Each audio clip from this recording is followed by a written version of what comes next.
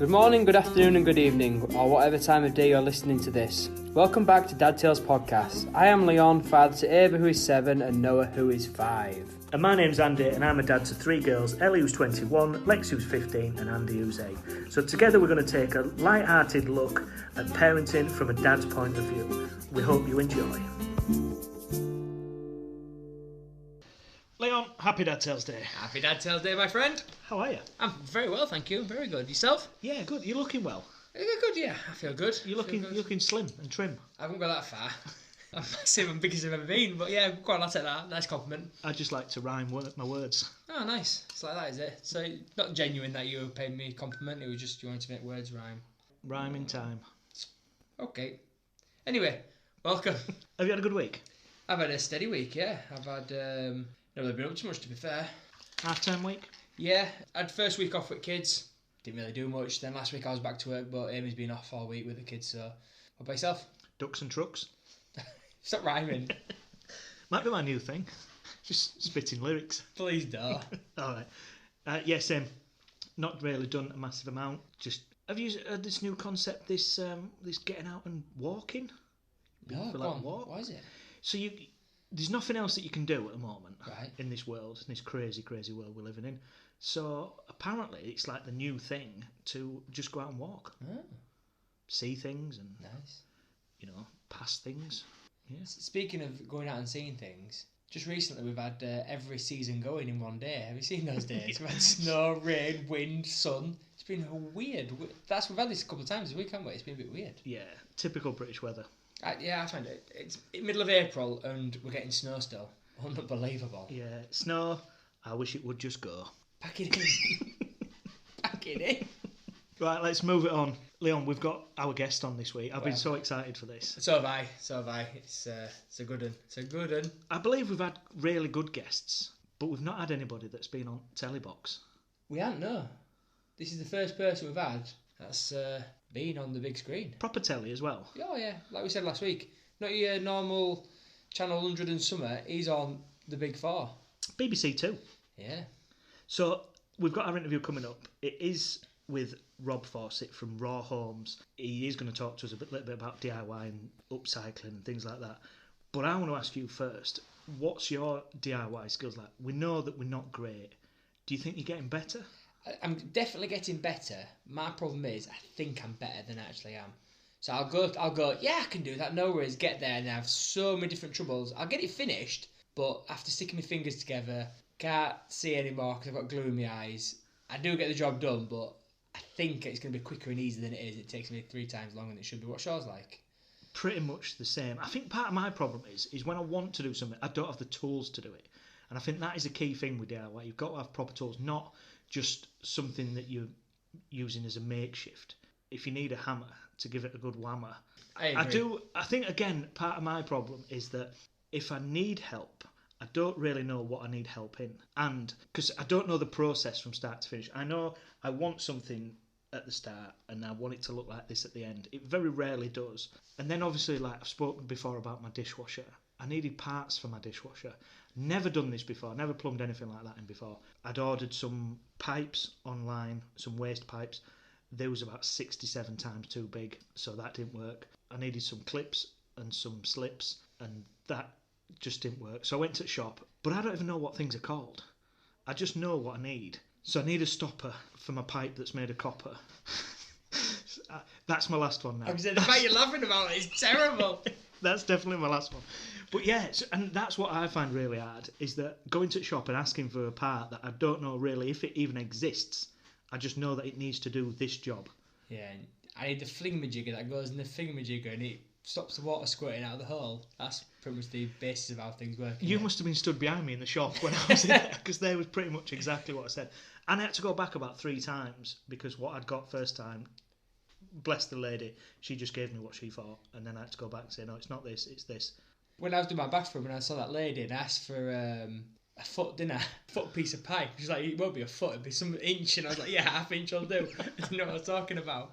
So she helped me with a blunder, so I've done that before. But I've got an absolute belter. When I was obviously at work, I was trying to order some parts and I rang this company. And over the phone, I was like, I need a a piece that goes into a socket that goes around a bend that you need to screw tight and needs to go on that. This guy went there and went, well, just give me 2 seconds while I speak to someone else. And he meant to mute the call so I couldn't hear him. And he goes to a colleague. I don't know what this guy's talking about. He's talking absolute gibberish. I don't know what he wants. Coming back to him, yeah, right, I spoke to someone. I don't know what he... I heard you. You just didn't know what I'm talking about. Proper stitched me up. But yeah, that's down to the fact that I think I know what I want, but I didn't have a bloody clue. And he couldn't help me. Yeah, and I don't know the processes of... Well, I do know the process of how to get better. We need to do it more. That's the only way you get better at this stuff, is by doing it more and have an understanding of how things work. But have we sort of missed that boat a bit? So really, we need to educate our kids to get into it now, so then when we get older, they can do the jobs for us. Yeah, and I think that's a lot about like what Rob says in his interview about trying to pass it on to the next generation. Yeah. We've definitely missed that boat. Because he's a very similar age to us, and he's obviously taken a different avenue to us. Whereas where we was doing obviously X, Y, and Z, he was upcycling and getting bits and bobs, like he says in his interview. He remembers going with his dad to pick up like random bits and bobs, whereas we was at the park playing football. So it's different avenues, but that's a skill that he's gained for the rest of his life. Whereas I can't play football anymore. No, hindsight's I'm good the first time round. I wish I had the ideas and the skills to do that sort of thing. Hindsight's a wonderful thing, isn't it?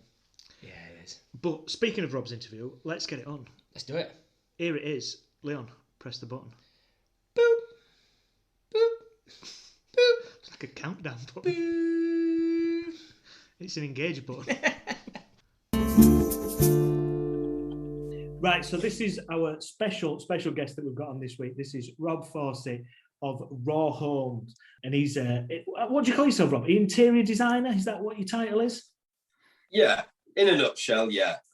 It's environmentally positive interior design. So kind of reclaimed interiors, loads of reclaimed materials, reclaimed furniture, but there's a design element. So kind of design consultations and full room planning. So it's anything from sitting down with someone and looking at colour swatches to going and, doing out someone's living room or house and building a dining table. And it's everything in between. Right, because this is really big at the moment, isn't it? You're seeing it everywhere. Obviously, we're seeing you on BBC Two, Saved and Remade at the moment, but it is a big thing, isn't it? The upcycling and, people trying to save a little bit, do a bit for the environment and stuff. So how long have you been doing this? Well, I suppose unofficially, I've been doing it for about 25 years. How is that possible? I'm going to say, you're about 24, are you? By age? I'm 23 and a half. No, so I'm 37. And I would probably say literally since I was about 12, 13. But I didn't know it was a thing. I didn't know it was this whole kind of, movement or would go on to be something on this scale.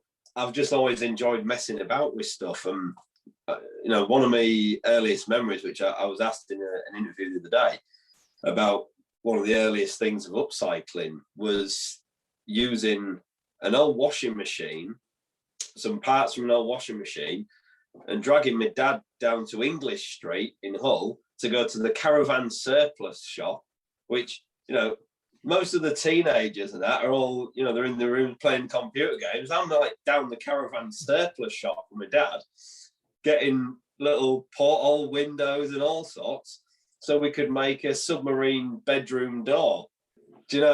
What did we use? Bits from a washing machine, bits from the caravan shop, cereal boxes, a backsplash from a fish tank, and some upholsterer's tacks. Right, and the thing was incredible. Sort of, sprayed up like stainless steel sort of thing with cereal box cut out. We cut a hole in the door, so it's all recessed. But I suppose, long story short, after a massive waffle, I've been doing it about 25 years. And was your dad like a joiner then, or was he into this sort of stuff? Where do you get your sort of inspiration from? It's a tricky one to answer, really, because he wasn't a joiner. It was no sort of trade, really. He's most of his working life was in kind of as a production manager for kind of ceramics companies or food production companies, and a bit in automotive. But it was always very hands-on and practical, as was my mum, to be fair. And sort of growing up, I don't remember having tradespeople around at the house that often. It was always sort of, oh, something needs doing, Dad will go and do it. And I quite liked seeing that, because they would do the practical side of things. All right, this is broken, right, go and fix it. But I got to see them also do kind of some of the design elements. Oh, we'd like to do this in the living room. And my dad would go away and he'd make something to suit, the living room. And I got to see that ability to just kind of create whatever you wanted to create. And I liked the freedom in that you weren't relying on someone coming and giving you an astronomical price and then, questioning it for 2 years. You could just go in the garage, spend a bit of time in there and come out with something that's like, oh, I made that. And that really appealed to me. So he, I suppose, is a big inspiration in terms of his approach to it. But style-wise, we are oceans apart. I am massively. Yeah. Everything he puts in the skip is what I take out. Do you ever go to tip and just see people throwing stuff in tip and go, I'll have that. I up, mate. Just give us that over here. Yeah. Do you know, in the good old days, when you could do that as well. and stuff like Money for Nothing, where they're like hanging around the tip and they go, oh, yeah, we'll have that. You try and pull that up here in Hull. They're on you. Like, no, they brought it in. It goes in the skip. That's it. You can't take stuff out like you used to. No, is that true? I've never noticed that. Yeah, really. I think what's happened is there's been a big shift in what people see and their approach and stuff that's on TV and things like Money for Nothing. So people are taking, and always have done, taking decent stuff to the tip. But a lot of the councils have got wise to the fact that people do take good stuff and there's money in it. So now that's why you're starting to see a lot of the household waste centres having dedicated shops, and some that are run by charities and some that are just council run. A lot of the the recycling centres have got their own little shops there now as well. So all the stuff that Dave was chucking in the skip, they're like, no, we'll have 30 quid for that. Yeah. So it's just a big shift, but it kind of echoes everything, I think, that's going on around upcycling and reuse. Yeah. Where do you go for them for your most like gems and stuff? What's your tricks of the trade then? Where do you try and find things? It's just always luck. Yeah. Everywhere, unexpected. So this is genuine. Not that I lie all the time, but this one's real. I only lie sometimes when I need to. But I took my wife. She had to go for a COVID injection, so I took her for that. I expected to sit in a car park and wait for her, but she was ages. So me and my little lad went off and had a little drive around beautiful Scunthorpe, and I came home with a Belfast sink. Literally, we just happened to drive down this street. Anytime there's a skip or there's any sort of work going on somewhere, someone's going to throw something away. And, maybe 9 times out of 10, it's absolute junk and it should stay in the skip. But I just happened to clock this sink. But I had to drive up and down the street like 4 times, waiting for an opportunity to park close. It was peeing it down. But then I managed to get this Belfast sink. I mean, it's a good size sink. It's it's battered actually, but it's good enough to use and it's my sort of style. You'd easily pay 40, 50 quid for it. And ironically, we're going to be doing our kitchen fairly soon. So that's the kitchen sink sorted. And all it cost me was just to open my eyes and look around.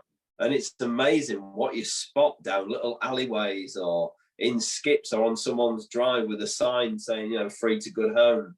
I've had loads of stuff. You've got a fair bit of storage where you live, though, haven't you? So you can collect all this stuff. Does your missus see that you'll just bring stuff home randomly every day? Oh, I mean, if there was a word I definitely would never use, it would be pleased. Every time I come home, I came home with something yesterday, which actually I totally hate. It's hideous, but it was free, so I ended up with it. But most of the time, she is, I would say, supportive of the fact that I've saved something, but unsupportive in my want to keep it around the house. I can imagine that. Yeah. What's the most sort of unusual thing that you've picked up then? I mean, please don't go into, certainly you haven't like found a coffin or something like that.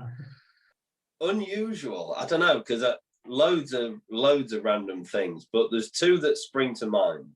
So the first one isn't really an unusual thing, but it's an unusual thing to put in your car and bring home. Oh God, where we're going? which was a shopping trolley. Right. Which a guy who I sort of know, who's kind of a bit of a designer, he used to make some furniture from shopping trolleys, and I'd sort of thought, yeah, I'd love to have a crack at that, and just randomly happened to drive past a roundabout where there was a shopping trolley at the side of the roundabout.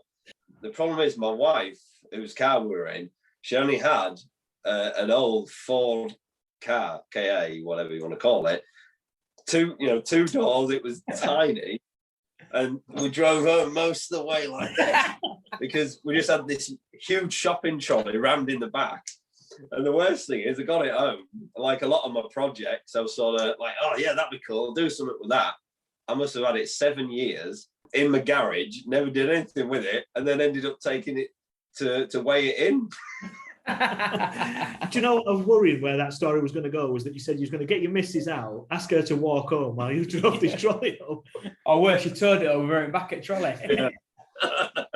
But the other thing that I got, which is actually an absolute gem, this was when I was doing some work with Emmaus, actually. Weirdly, my wife, who is vegan, is quite into taxidermy, but not to a kind of professional level. We're not got a house just full of dead animals, but quite likes a lot of the old stuff, where you get, I can't remember what you call it, but a lot of things like butterflies or beetles and things like that, and sort of done out. Yeah. And every time I used to go to Emmaus, I was always rooting through the bins to see what might have been chucked out. And I just happened to find a picture frame just with a giant butterfly in it. It was pristine, quite a nice old frame. It was all trimmed properly on the back and taped in with a little inscription and stuff and a name tag. I thought, yeah, that's cool. So I took that. And when you look online, 40, 50, 60 quid easily, but I'll never sell it because it was a nice thing to find that it was that moment where you think everyone else has kind of written this off as just, oh no, we can't sell that. That's junk. And I was like, that is awesome. That made my day. That's the old saying, isn't it? One man's junk's another man's treasure. Yeah, totally. The old cliches, they're so annoying because they're always bloody right, aren't they? Was that her birthday present then? Did you give that to her for her birthday? I couldn't pull a stunt like that. Just in case it came back and bit you. Yeah. Oh, that's impressive. So I suppose we should mention that working with obviously Emmaus is a charity. They're nationally, aren't they, Emmaus? Yeah, it's international. Yeah. Yeah, so it's registered charity to help homeless people in it, and they house homeless people and then give them skills, and I suppose the sort of work for where they're staying. That's kind of, it gets them off the streets, doesn't it? It gives them a purpose. You sort of work with them a little bit to try and help where people donate things to maybe fix them, upcycle, and then sell them in their shop to fund the projects that they've got. Well, fund them participants, they call them, don't they? Yeah, the companions. Yeah. So you do bits with them then. That's obviously something that's still ongoing. That's something you're still doing. Yeah, I think we're going to be sort of reigniting it when we're all allowed to play out again. Do you know the workshops that I run with the Emmaus, coming back to what we're sort of talking about tonight on the kind of DIY and skills set mixed in with upcycling, those workshops, I mean, the significance of them is greater than what I initially even thought it was going to be, because for me, I'd worked for 13 years in a transport industry where I was surrounded by guys and people and just constant, banter and stuff like that. And when I went to work on my own, suddenly it was quite isolating and quite a contrast. Yeah. And so doing the workshops was a way for me to actually interact with real people again for a bit, and also kind of share some of my skills, which aren't things that I haven't gone through college or any sort of training to be a carpenter, a joiner, anything like that. Everything is picked up from my dad, or I've taught myself. And so I'm always quite keen for skill sharing and things like that. So the workshops with those guys was an opportunity to give something to them, but get something out of it for me. And weirdly, coming back to the whole sort of skills and ability side of things, even something that so simple, or what I considered so simple, like using a drill or changing a drill bit, it was amazing how some people didn't know what to do, or how to do it, or how should I hold it, or what do I need to do with the old one, how do I put the new one in? And something I would just pick up a drill, click, done and sorted. Watching people either learn those skills, or in a lot of cases relearn them, because it was stuff they had done before or they'd seen friends and family doing, it was massive. I took loads away from that, and actually those guys did. And sometimes the things that we made, there was absolutely no pressure. I never would sit down with them and go, right, today we're all going to make a lamp, and if you haven't made a lamp by the end of the course, you've failed, and that's it.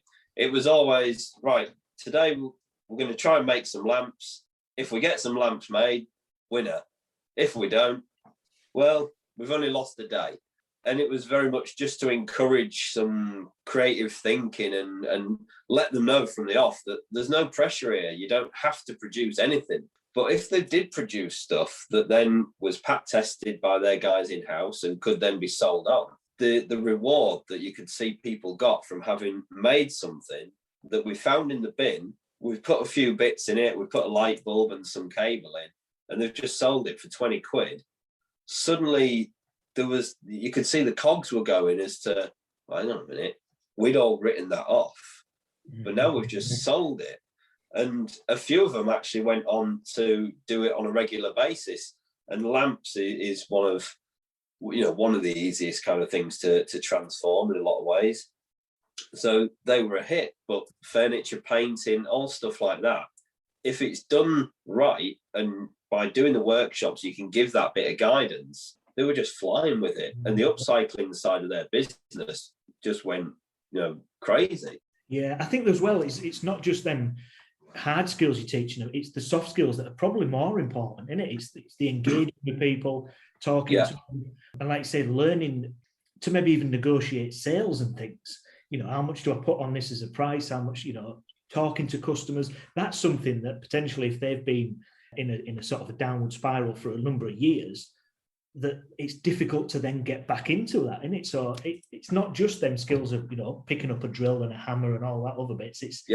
It's the other things on top. And I think that's probably more satisfaction from yourself from that than actually teaching them how to drill a hole and hammer nails and stuff like that. Totally. So that leads us very nicely onto ourselves, because obviously we try and do things at home. And you said there about like a lamp is a fairly easy thing to upskill. Is that? I mean, I'd love to impress my kids and go, look what Dad's made. I had a shoebox, and suddenly now I've got a tractor. I mean, a working tractor as well. What's the best thing I can salvage potentially either in my house or something that's fairly easy to get my hands on that I can sell off to them that looks absolutely awesome? And bear in mind, my skills are very limited. Right. So easily, in my book, the best thing the best type of transformation to get maximum effect from minimal input is a lamp, right? Right.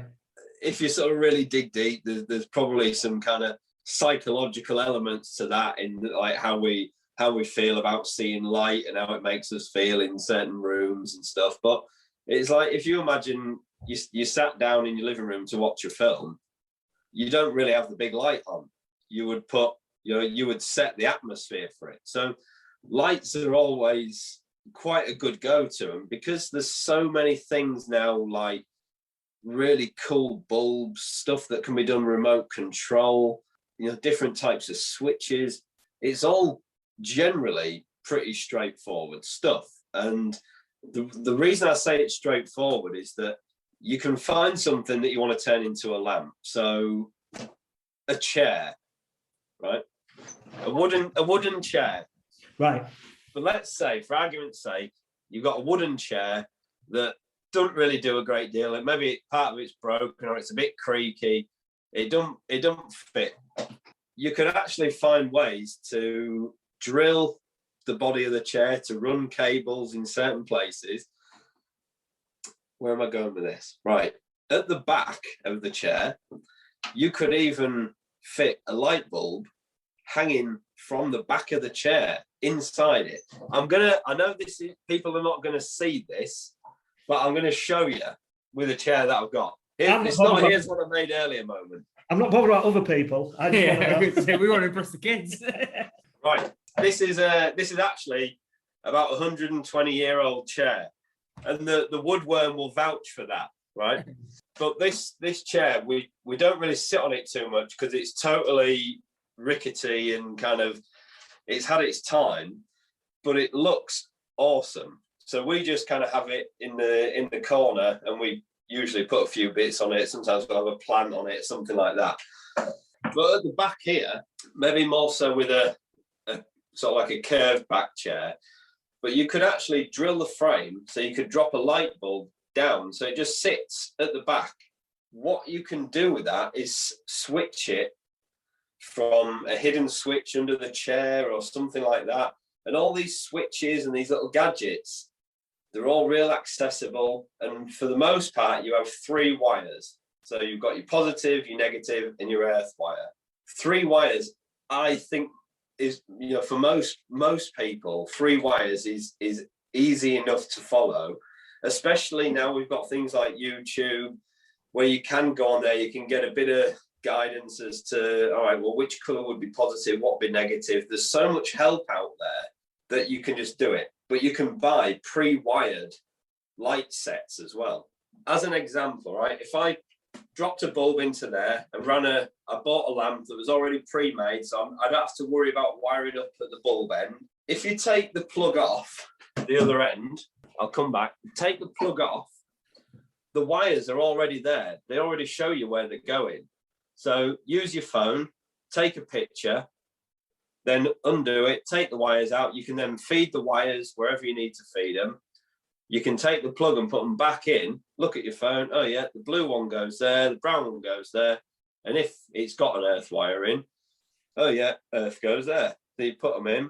As long as you can tighten up a screw to a pretty, tight level, then you should be laughing. But I have this thing where if you go on kind of things like Instagram and Pinterest and places like that, lamps are absolutely everywhere, because people have got to that point where you can just make a lamp out of anything, right? But for me, that's then where the design element comes in, because you could just take a chair, drill a hole right through the middle of the chair, put some fittings in, put a bulb, done. But it maybe lacks that design element where you think, oh yeah, but I could do this, or I could route this here, or it'd be cool if it turned on when you sat on it, or something like that, right? So you can get things like pressure switches, rotary switches. A lamp that I actually did for, well, someone who me and Andy know anyway, I actually made a lamp out of a component from an old toilet. So it was a vintage, or well, antique toilet with this big ceramic cistern in the back of it. And it was this weird kind of snaking sort of thing, but it was all like porcelain, stamped on it, made in England. You know, it was quite a cool thing to look at, but totally random. But I was able to work out, if I just drilled a couple of bits on it, which I didn't have to do, I just chose to do for the design element. But I was able to route the cable all the way through the toilet. So you didn't see any cable. You just saw a chrome bulb holder with a really cool bulb. And I actually wired it up to a coach bolt, which just has a smooth kind of domed head. And it was a touch sensor that I picked up off eBay for about £3. So you literally just tapped this bolt head and the lamp turned on.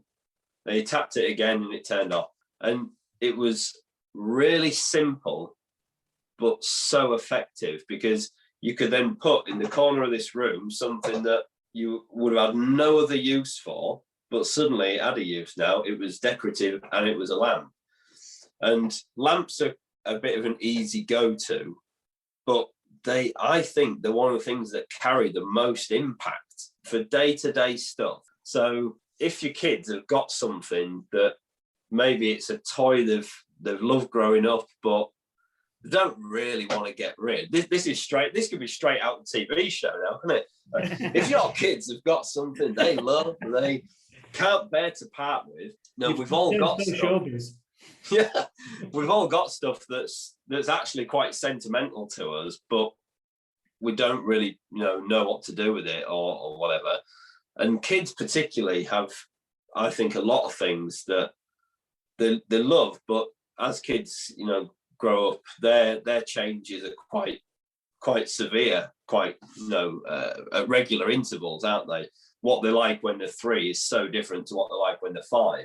So sometimes they have things, or you as a parent might have something that maybe you bought them and you're like, oh, I don't want to get rid of that because that was their first, whatever, Transformer helmet or something like that. You might, but what do we do with it? Well, something like that puts it into use as well as makes something cool out of it. And kind of something you said right at the start when we were just chatting about sometimes just being brave enough to have a go. Amazingly, sometimes that is all it comes down to, is just going, do you know what? If it works, awesome. And if it doesn't, so what? Yeah, you've not lost anything, have you? If it was something that was really for the bin anyway, then yeah, exactly right. And you've had a bit of fun, haven't you? Dismantling some potential. Yeah. I mean, that's Is that how you keep your little one involved in it? Because I know your little boy's only young, isn't he? So so he's just coming up 5. Yeah.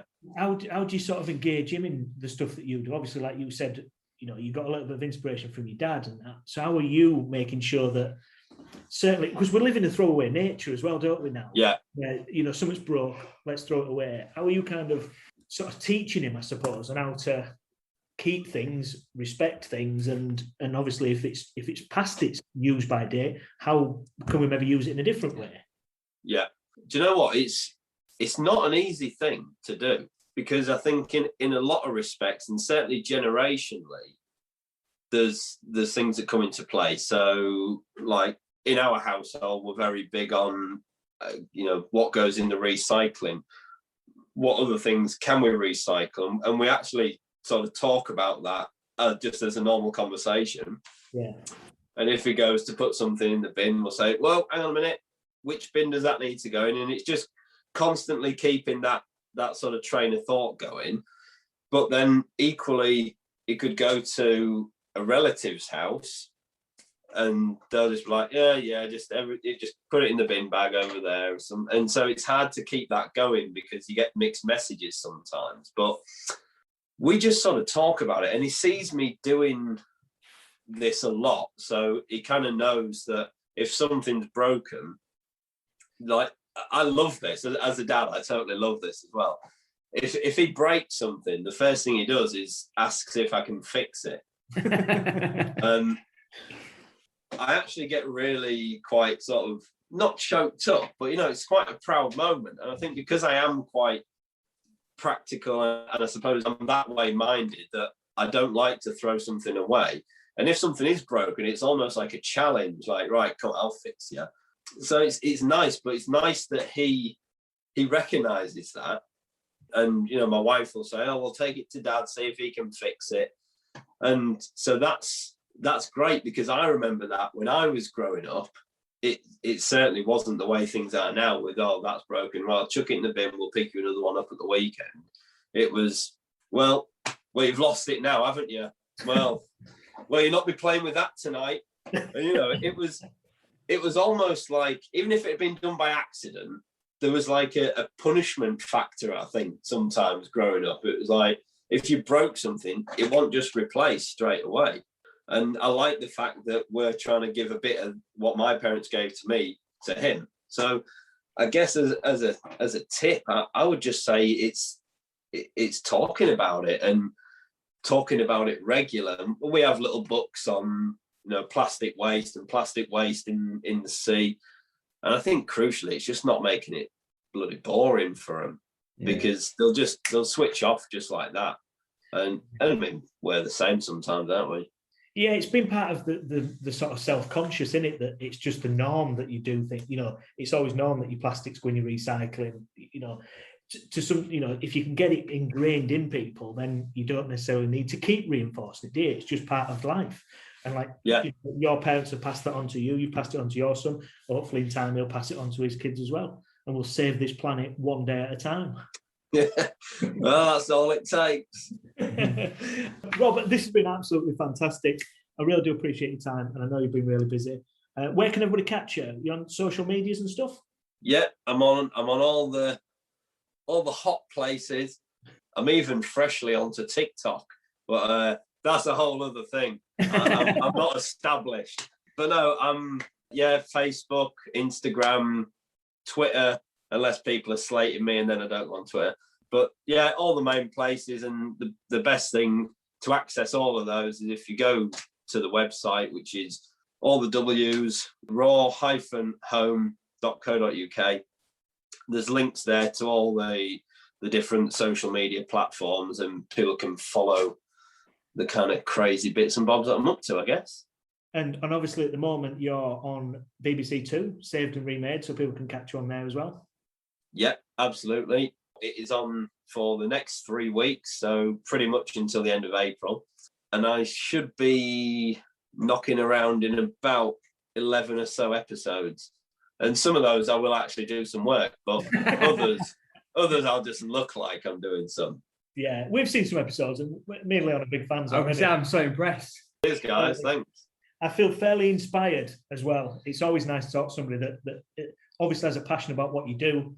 Me and Leon every now and again have our own little challenges, so I can feel that there's a challenge coming up on here to maybe turn this table into an aeroplane or something like that. Yeah, I think the best lamp, judged by yourself. So me and Best Andy, lamp competition. Yeah, and you'd have to judge it and say which you think is the best, either design or effort put in. The one who's not lost any fingers might be the winner. Yeah. Yeah, I'll be happy with that. I was going to say, I come on and go, I've designed a really good lamp, but I'm now 9 fingers Leon. I've done really well. Yeah, Rob didn't say all about that. I spent 4 hours a day in E because I electrocuted myself. I didn't know what I was doing. No, you should be good. So far, I've only had 2 minor injuries on the feet. Actually 3, but 1 was me, so that doesn't really count. Yeah, we'll just chalk that one off. Rob, this has been absolutely fantastic. Really do appreciate your time. We will put all your links and everything into our show description and stuff like that. And yeah, we'll be in touch in a few weeks, and if we can get this challenge up and running, you can judge it for us. Oh, that'd be wicked. I'd love to. But no, thanks so much for having us, guys. It's been a blast having a chat about all things. And it's nice to have a catch up as well. We'll certainly do. Yeah, likewise. And obviously, when we're back allowed out to play, we might as well get together and have a brew and that. That sounds top dollar. Nice one. Cheers, Rob. Literally the first time I've ever said that sounds top dollar. But sounds perfect, mate. Love to. So that was it. You know, listening to somebody like that, I get fairly inspired, and I just want to start hammering nails. Same. So, this is what we're going to do. So, from talking to Rob, he says that the easiest thing to make look good is a light. Lamp. A lamp. Light. I'd say light comes from the sun. Well, that is probably the easiest thing to make look good. Harness the sunlight. Because we're not seeing much of it at the moment. So our next challenge, I've been absolutely taken to school with Lego challenge and making our own made pizzas. So our next challenge is to make some sort of functional lamp, and we've got 3 weeks to do it. 3 weeks, yeah. I think we unveil it for our 50th episode because that's around the corner. So for the 50th episode, we unveil our lamp light challenge. And Rob's going to judge. Rob's going to judge who's the best, yeah. I really got some ground to make up here. Yeah. I think this is the big challenge. I mean, Lego is a big challenge. Here we go. Just because I beat you, and then if I beat you again, you go. The next one is this is the big challenge. No, wait. Now this is the big challenge. Yeah, I'm still waiting on our Sunday dinner challenge. I'll kick your booty on that one. So our challenge, we'll unveil it at our 50th episode. It's making a light. Yeah. A lamp. What's the forfeit? I think it's just the embarrassment of the other person beating them. Yeah, but you're still gloating now, and you still ribbed me, and I've beat you twice. The plan is we're going to try and do a live somewhere around our 50th. Yeah. So we'll put it open to the public. Nice. Or we make Rob decide. Maybe the other person has to have the scabby lamp in their house. What, the loser has to have the scabby lamp? Has to have. No, because they've already got their own scabby lamp because they lost. Fair point. And when I win, you're not having my lamp because I have no my lamp for. Well, I would be happy to donate my winning lamp to you, knowing that you'd have to have it in your house and see it every day, knowing that I've beaten you. This is going to be good. I can't wait. This is going to be very good. We've got a review this week then, Andy? We have. This is quite an interesting review this week. This is a little bit of a nostalgia review for me as well. So me and Andy have reviewed Top Trumps. Oh, we love Top Trumps in our house. Absolutely love the game. It's a game that's really stood the test of time. It is. We used to play it when we was kids, and we had loads of packs of Top Trumps. Same. And what was really good was that you got to know what cards you needed. That one card, didn't you? In your pack, beaten, and you knew what you needed to say on that one for not be able to beat him. What we'll say is though, Top Trumps, because obviously Top Trumps came back around when my kids started playing Top Trumps. I was like, came back onto it, and there's a lot more variety. I know that, but I seem to remember I could blend packs together. So if I had like a pack of, I don't know, like say Disney characters and a pack of Marvel characters, I could sort of blend them because it was like first aired on telly, or it was strength, intelligence, speed, things like that. But the Disney character had the same sort of abilities, so they could be blended together. Whereas now, each pack has its own individual skills of 4, which means they can't be matched together. Now, is that something I'm misremembering? I don't remember ever having packs that we could mingle together. Maybe I've misremembered that. But what an idea that is. That's another one. Chalk that writ down. That's our idea. Get that written down, lad. Hey, from Yorkshire there, get that written down. No, but I'm sure like I had like packs where they could come together, and they weren't necessarily I had a pack of cars and a pack of cars, because obviously they're going to be the same thing. But I'm sure they were very different. Yeah. So if you had say like a football team, so you'd have say Man United versus Liverpool. Man United pack. If it's the same. If the same league, they're going to have the same skills on them, aren't they? So you could then mix them up. One of the suggestions Andy made today in her review was more cards. So what an idea was that? Yeah. Have you written this down or what? Let's take this to Dragon's Den. I've written it down. I've written it down, lad. But yeah, that's the right good. Do they do Premier League packs? So you buy like a football squad, and then you play maze. A bit like Premier League. That's like stick up with stuff, isn't it? But then you'd have like old players as well. Yeah, like your fantasy classics. Yeah. Like your classic. Oh man, hang on. Wait up, hang on. Let's get that Dragon's Den application. What's the telephone number for Top Trumps? I'm giving them a call in the morning. But fantastic game. We really enjoyed playing. And what we did, I mean, Andy says it in the review, but we changed the game. The game was going on for quite a while, so we put a time limit on it. We just said, right, so the next, say, 2 minutes, whoever's got the most cards in the next 2 minutes. Just a fantastic game. We're going to get some more, because I really like them. Yeah, that's what we sometimes do. So when you know what the 4 skills are, so you got, like, let's say, intelligence, speed, power, and height, or whatever. You know what they are. Play blind Top Trumps. So you say, I'm going to go height. You got it face down, you don't know what it is, you both turn it over, then you're not actually playing a skill version, but you're playing like a bit of a snap type version. Yeah. We do that sometimes. When we know what it is, we'll go, right, height, turn them over, and then go, right, mine's 40, mine's 30, mine's, I've got it. Yeah, and that that's speeds the game a bit, because, like you say, once you know your cards, you're hard to beat. Because if I know I've got the top 5 cards, because one's great at power, one's great, you just know how to play them cards. Yeah, that's a really good idea. That I like that idea. It's rare you come up with good ideas, but well done. Get that written down as well. I'm writing it down now. We'll incorporate that into our new game. But yeah, yes, well done, you guys. I love a bit of top trumps. So here it is mine and Andy's review on top trumps. Beep. 2 buttons in 1 week. 2 buttons. Treating these viewers. Oh. Viewers? Listeners? Readers. Readers. Yeah, we'll have readers. Treating them. What a treat. Me and you again, mate. We're getting good at this, aren't we? Yeah. Because we're the best, aren't we, at this? What are we going to review today? Top trumps. Top trumps. And do you know why we're going to review top trumps? Why? Because we're top trumpers.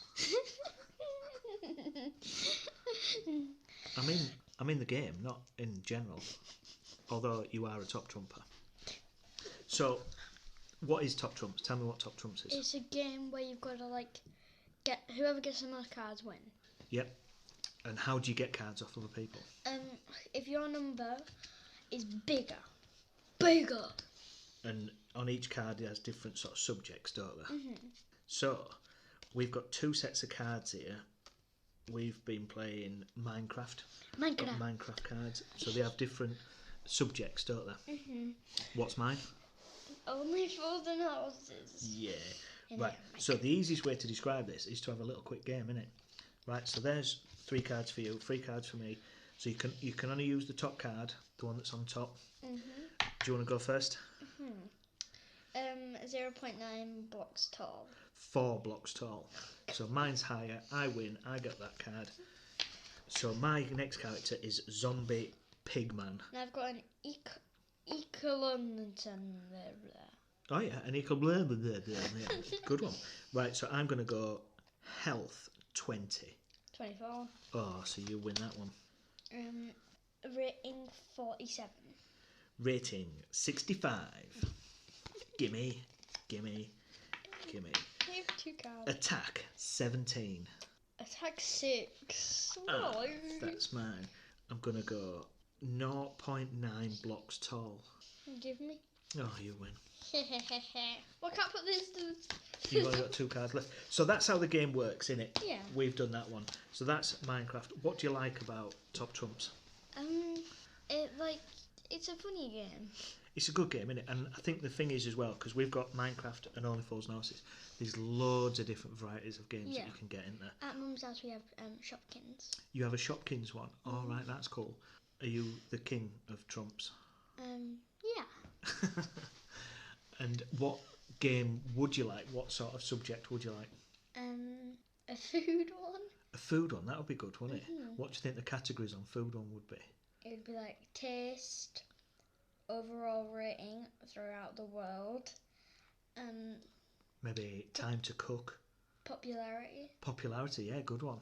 I used to have top trumps when I was little, and we used to have things like zombie ones and stuff, and you can get football ones. We should get some football ones. I think we should get Roblox ones if you can ever get those. I'm pretty sure you could get some Roblox ones. Probably so. The other good thing about top trumps is that because they're in card form, you can take them anywhere, can't you? So you could take them out for if you was going out for a day. You can take them to the toilet. You could take them to the toilet. I don't know how we would play against each other while somebody's on the toilet, while you're top trumping on the toilet. First time. So that's it. What would you rate Top Trumps as a game out of 5? Oh, 5. Probably a 4. A 4. Where could it be improved? Maybe more cards. More cards, do you think? So one thing what we did yesterday, our game was going on for quite a while, wasn't it? So we put a time limit on it, didn't we? And then it was who had the most cards after that time limit. That was a good idea. And I won. You did win, yeah. Yeah, that was unfortunate. No, it wasn't. It was amazing. Well, it just makes you top trumper. Yeah. Right, another good review. We will do this again in a couple of weeks. Give me 5. Yes. Yay. Booyaka, Shan. I think people are going to get bored of me. No way. No way. Don't get bored. Don't get bored. Don't get bored. Tell everybody to subscribe and listen. Subscribe and listen and follow Dad's TikTok. And tell all your friends. And tell all your friends. That's the most important. Yeah. Right. Bonjour. Bonjour. Right, so that was Andy's review. Top Trumps. Great game. We just said, what a fantastic game. And a simple game. You can take it anywhere, play it anytime. It's a great thing to have in car, isn't it? If you're just waiting somewhere. I mean, not at traffic lights. quick game. Right, off again. Yeah. No, yeah, well done, Andy. Another good cracking review. Well done. Yeah, I like it. What have you learned this week?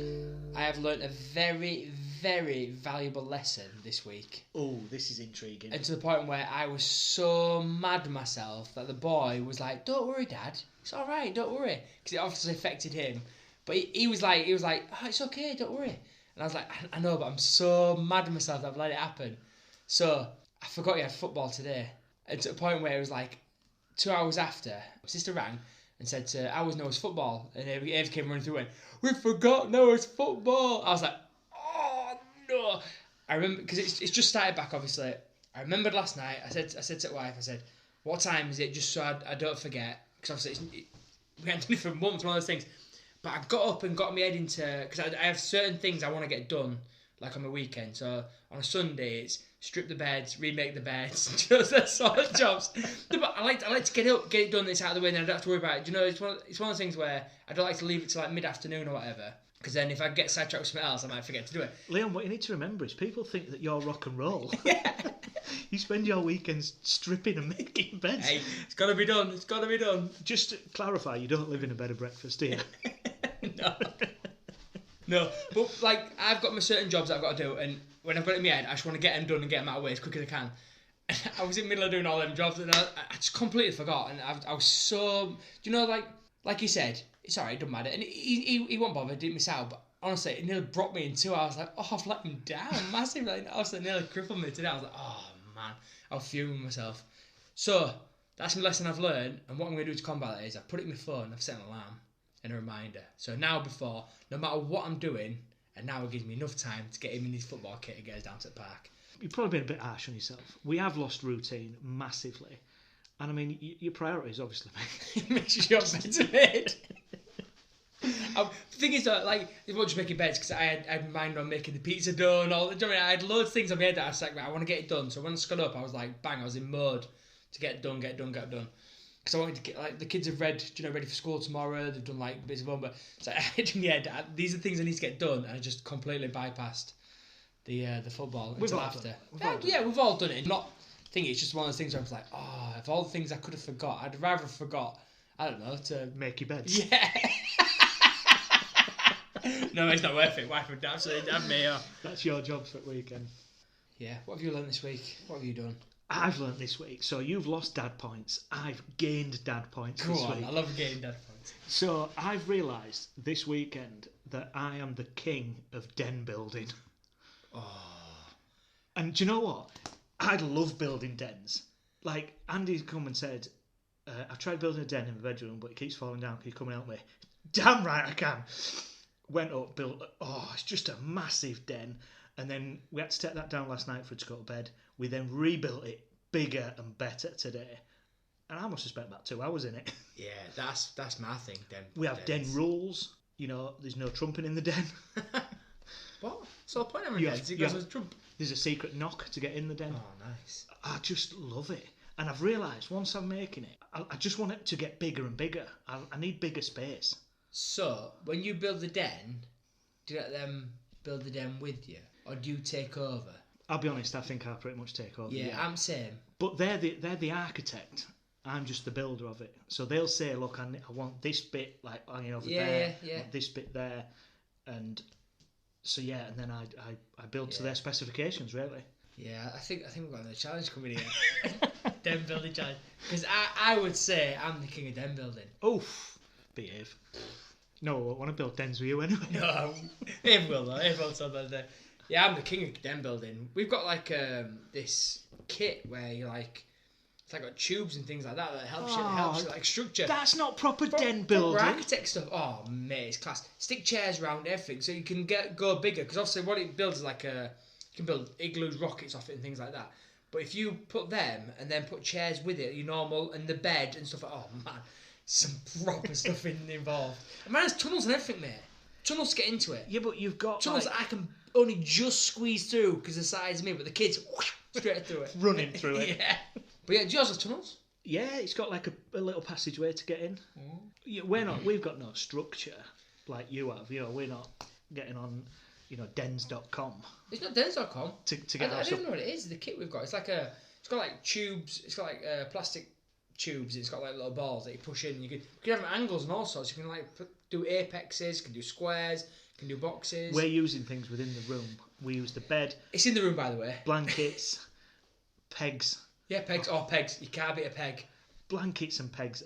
We built one in this room the other week, and literally it went to top at door, it went all over there, went ironing board out. It literally covered this whole room. Nice. I never seem to have enough blankets. And when I go for big blankets, they seem too heavy. Yeah, you see, you know what you need to do then. When you're swapping your beds on a weekend, changing sheets. Use bed sheets. Exactly. I've used bed sheets before, but I don't know, because they're fitted, they curl under and stuff. Try using clean ones. I can't have the wrong bed. Oh, right, I see. All I've got is the mucky ones that come off. Right, Leon, let's do this again next week. It's been an absolute pleasure. See you next week. I've enjoyed this week. It's been a good one. Yeah, thank you. It's been a good one. Please, if you do like it and you have enjoyed it, please share it and like it. Yeah, tell people about it. Get people sharing. So we've got a core fan base. Let's try and get a bit wider. Tell your aunties, your uncles, your cousins, your friends. Tell someone who you might not think's interested. Tell them anyway. Because you never know. It might change their life. I reckon if you share it, we can bear it. Keep yourself smiling. See you next week. See you next week, mate. Stay safe. Thank you for listening right to the end of this week's podcast, and we hope that you've enjoyed it. Follow us on Twitter and Instagram at dad_tales_, or get involved by emailing us at dadtales@outlook.com. You can also now join our Facebook page by searching Dad Tales. Keep the feedback coming. We are genuinely humbled by all the input and the comments you are providing us. Stay safe, celebrate small victories, and keep smiling.